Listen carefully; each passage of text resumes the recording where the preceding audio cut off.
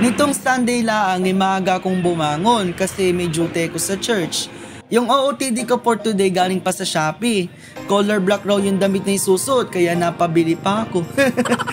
Well, dito na naman ako nadaan sa alternative road papuntang bayan. Mas pabilis kasi yung biyahe rin eh. Imalat walang tubig sa may central. Bay syempre naman walang high tide kuha na tayo. Fast forward, andinin ako sa church. Akala ko nga malilita ko kasi wala akong masakyan eh. Ang pag-abuti talaga ng Lord. So, ere na. Yung primary leader kong si Kuya Alex yung nag-share ng word sa devotion time nain. Bago kasi kami mag-duty, ginagawa na talaga nain yung ganto. Tapos magpe-pray kami afterwards para maging matagumpay yung buong worship service. Next nyan, magsa-start na kami ng duty. Sa biyaya at kabutihan lang po ng Lord eh, naging part po ako ng ushering ministry. Greeter po ako dyan. Ipinapakita ko po ito sa inyo hindi para magmalaki o magmayabang, kundi maging inspirasyon po ito para magamit natin yung ating buhay at yung talento po natin sa paglilingkod po sa Panginoon at sa mga tao. Actually nga, I thank God for giving me this opportunity and this is my privilege to serve Him and the people as well. O si may hawag pang placard, diba? Simple lang naman ang gagawin mo, babati ka lang naman ng good morning po, welcome to CBCH, ganun lang naman, tapos ngingitian mo sila. Although kahit secondary ministry to, malaki yung gampanin nere kasi ikaw at yung mga kasamaan mong greeters yung magpapa-welcome sa mga ma-attend eh. Hindi po pwede nakasayad yung mukha mo sa lupa, nakasimangot in short, tapos sasabihin mo nang hindi maganda yung bisita. Ay naku, di na yun uulit oh, matin. Ako kasi, pagka babating ko yung mga taong dumarating, ngingitian ko yan, kakawayan, kakamayan. Yumuyo ko rin ako minsan, tapos nagmamano. Hindi kaya biro yung nakatayo ka ng more than 30 minutes. Syempre, as a greeter, may experience mo yung kapag binati mo sila, ngingitian ka rin nila.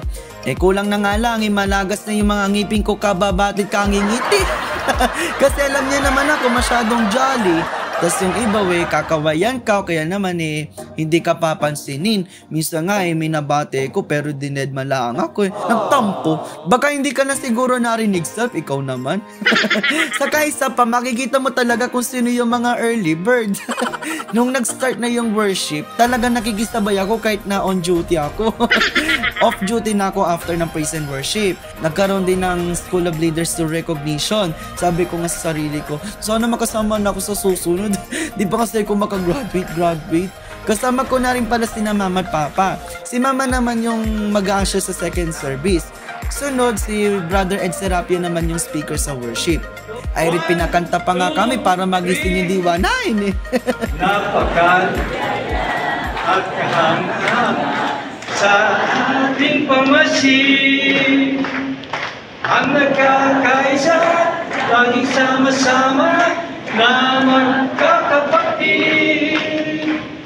Kahit may problema, konti lang ang pera, di ba't laging masaya? Ganyan nga ang buhay pag na kay Jesus, laging may galak sa tuwina. Next slide. Napakaligaya at kahanga-hanga kung tayo'y nagbabatian. Di nag-iinggitan at walang tampuhan, kundi nagmamahalan.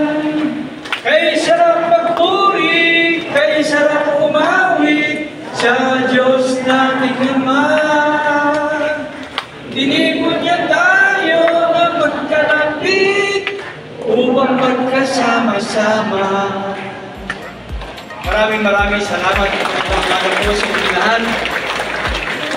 Pwede po ba sabihin sa katabi mo, I love you. Pray the love of the Lord. Pwede na po tayo po. After niya, nag-message na siya. So, yung title ng message niya, saan ka ba papunta, kuya? Wala po tayong maaaring ilihim sa Diyos na ating bagay ngayon sa wala tayong maaaring itago.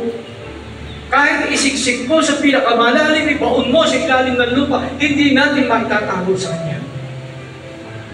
Alam niya, nakikita niya.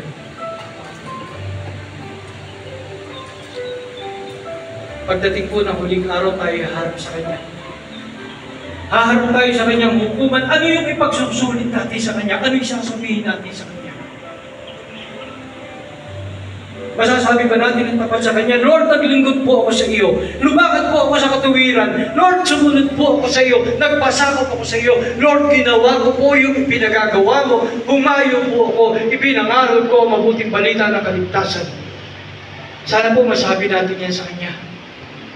Sapagkat napakaraming tao sa paligid na nangangailangan ng kaligtasan. Sagana ang anihin, kakaunti ang mag-aani. Idalangin niya sa may-ari ng anihin. Magpadala siya ng manggagawa sa kanyang aanihin. Tayo po yung mga pinadalang tagapag-ani. Ang Diyos, ang Panginoong Hesus, nahahabag siya doon sa napakaraming tao nito at lumaypay para silang tupang walang pastol.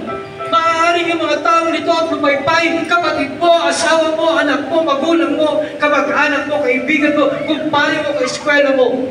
Ang nais ng Diyos, tumilos ka. Ang nais ng Diyos, magsalita ka, puntahan mo sila, ilangin mo sila sa ating Panginoon.